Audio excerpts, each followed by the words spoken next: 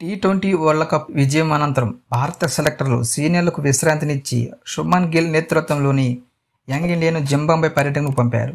ఈ పర్యటనను భారత్ ఘోర ఓటమితో ప్రారంభించింది. ఆ తర్వాత మ్యాచ్లో ఘన విజయం సాధించి తద్వారా 5 మ్యాచ్ల్లో ఇరు జట్లు సమానంగా నిలిచాయి.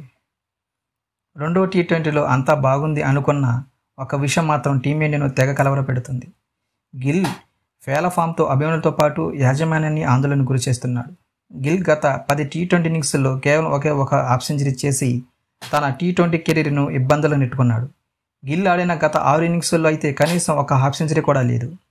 ఈ ఫామ్ కారణంగానే అతను టీ20 వరల్డ్ కప్ జట్టుకు కూడా ఎంపిక కాలేదు. గిల్ జింబాబ్వే పర్యటనలో అయినా ఫామ్లోకి వస్తారని యాజమాన్యం అతను ఈ టూర్కి పంపించింది. అయితే గిల్ ఇదే ఫామ్ను కొనసాగిస్తే భవిష్యత్తులో టీ20 జట్టు నుంచి కనుమరుగడం ఖాయమని విశ్లేషకులు అంటున్నారు. జింబాబ్వే పర్యటనలోనైనా తదుపరి మ్యాచ్లో రాణించకపోతే టీ20 జట్టు నుంచి శాశ్వతంగా తప్పించడం ఖాయమని వారు అభిప్రాయపడుతున్నారు. సోషల్ మీడియాలో గిల్ విపరీతమైన ట్రోలింగ్ను ఎదుర్కొంటున్నాడు. ఈ గిల్కి ఏమైంది? ఈ గిల్ మనకు అవసరమని టీమిండియా అభిమానులు కామెంట్లు చేస్తున్నారు. అయితే రోహిత్ కోహ్లీ టీ20 రిటైర్మెంట్ ప్రకటించిన తర్వాత ఓపెనింగ్ స్థానాని కోసం చాలామంది రేసులో ఉన్నారు. రెండో టీ20లో సెంచరీతో విరుచుకుపడ్డ అభిషేక్ శర్మ కొత్తగా శుభ్మన్ గిల్కి పోటీగా వచ్చాడు. ఇప్పటికే యశస్వి జైస్వాల్, రుతురాజ్ గైక్వాడ్ రేసులో ఉన్నారు. వీరిద్దరి నుంచి పోటీ తట్టుకుని గిల్ ఏ మార్కు రాణిస్తాడో వేచి చూడాలి.